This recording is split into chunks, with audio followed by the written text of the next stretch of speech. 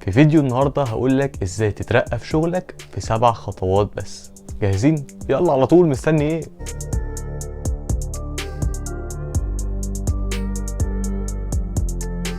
اهلا بيكم يا شباب، عاملين ايه؟ معاكم كابتن سيف، وهنا في القناه بنتكلم عن المشاكل اللي احنا بنواجهها كل يوم، وهدفي هنا ان اخليك احسن نسخه من نفسك جسديا وذهنيا. عارف اني بتاخر كتير في تنزيل الفيديوهات، بس قلت لازم انزل فيديو اول موسم الشتاء بالهودي المفضل عندي. هكلمك النهارده في شويه حاجات لازم تكون بتعملها. لو انت لسه هتروح الشغل فلازم تبقى تعملها، ولو انت بتشتغل لازم تعملها عشان تترقى وتوصل لبوزيشن احسن. اول حاجه، خلي اهدافك واضحه. قبل ما تروح اي شغلانه بيكون عندك حماس رهيب، وبتكون راسم لنفسك خطه.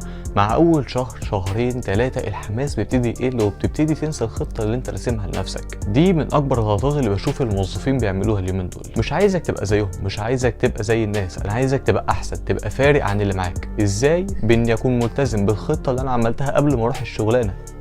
انت داخل الشغلانه عارف انت عايز ايه، انت عايز تبقى مدير، عايز تبقى سوبرفايزر، فلازم تسعى لده. هقول لك ازاي تسعى لده من تاني خطوه، واللي هي get your ass off وطور نفسك اول باول. ازاي بقى تطور من نفسك؟ اول حاجه لازم تعلي السكيلز بتاعتك. سكيلز زي ايه مثلا؟ زي انك تكون بتعرف تتكلم قدام الناس، زي انك تكون بتعرف تضحك، بتعرف تسمع. الماركتنج سكيلز عندك تكون كويسه عشان تسوق لنفسك قبل ما تكون بتسوق للشركه بتاعتك. عايزك تكون شايف نفسك كبراند، مش كشخص موظف عادي من 9 ل 5 بيجي يروح وينام بالليل ولا اكنه عمل حاجه. موته زي حياته محدش فاكره خالص. لازم تكون بتتعلم مهارات تفيدك حتى بعد الشغل بتاعك ما يخلص، علشان تقدر تعمل لنفسك دخل اضافي ويكون سلبي بقى كمان، وتجيب فلوس وانت نايم. تالت نقطة معانا وهي مهمة جدا، قوي النتورك بتاعتك. لازم شبكة التواصل بتاعتك تكون قوية جدا. ازاي تكون قوية؟ انك تعمل علاقات مع كل اللي حواليك، وتكون علاقات قوية جدا جدا جدا تفيدك بره الشغل. في 2023 لحد سنين كتير قدام قيمتك هتكون عبارة عن مهاراتك زائد علاقاتك زائد عدد الناس اللي انت ساعدتهم بالمهارات دي. الفورمولا دي بتساوي قيمتك في المجتمع. شئت ام ابيت، هو ده النظام وهو ده القوانين الجديده اللي بيفرضها علينا السوسايتيز اللي موجوده دلوقتي. فلو انت برضو مختلف مع الفورمولا دي او مختلف معايا في حاجه، برضو لازم تنفذها، عشان هي دي القوانين اللي هتمشي علينا قدام. مش طالب منك حاجه حرام، انا طالب منك ان انت تقوي علاقاتك، ان انت تطور من مهاراتك، انك تكون انسان احسن. رابع حاجه، seek for a mentor. دور على قدوة عملت اللي انت عايز تعمله وامشي وراها عشان توصل. بس هل تمشي ورا القدوة دي عمياني طور تايه في برسيمه؟ اكيد لا. لازم تمشي ورا حد وانت حاطط مبادئ في دماغك مش هتتغير، سواء مبادئ في دينك او مبادئ شخصية ليك، عشان مبادئ نسبية، مبادئ غير مبادئك. بس في نفس الوقت حاول تحافظ على الكاركتر بتاعك، ما تبقاش كوبي بيست من المنتور بتاعك. خامس حاجة، show off your achievements. لازم تفتخر بانجازاتك كويس جدا. طبعا من النقط المهمه اللي انا مش عارف في ناس كتير مش واخده بالها منها ليه، وهي السوشيال ميديا بروفايلز بتوعكم لازم تبقى على وضعها.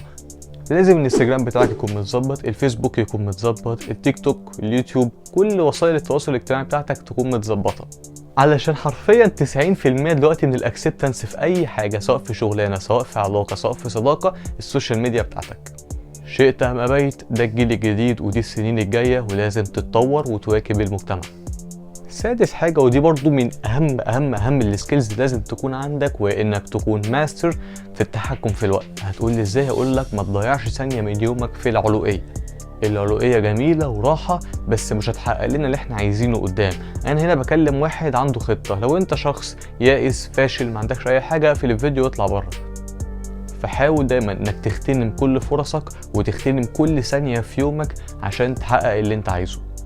سابع واخر حاجة معانا، learn how to adapt. لازم تتعلم ازاي تتكيف مع البيئة المحيطة بيك. افترض انك شخص من الكلاس A، رحت شغلانة الطبقة كلها اللي فيها كلاس B وكلاس C. طبعا عاداتك غير عاداتهم، عربيتك غير عربياتهم، وغالبا ما بيكونش معاهم عربيات.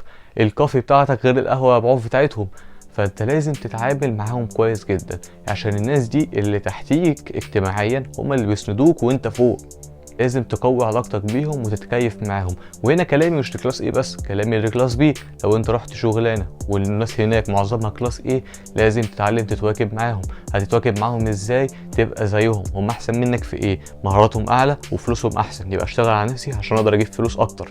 وساعتها هتقدر تتكيف معاهم عادي جدا. وكده نبقى وصلنا لاخر الحلقه بتاعتنا. لو استفدت من الفيديو في اي حاجه ما تنساش تعمل لايك وتشترك في القناه وتفعل زر الجرس عشان يوصلك كل جديد. لو عندك اي اسئله اكتبها لي تحت في الكومنتات وهطلعها معايا الفيديو الجاي ان شاء الله.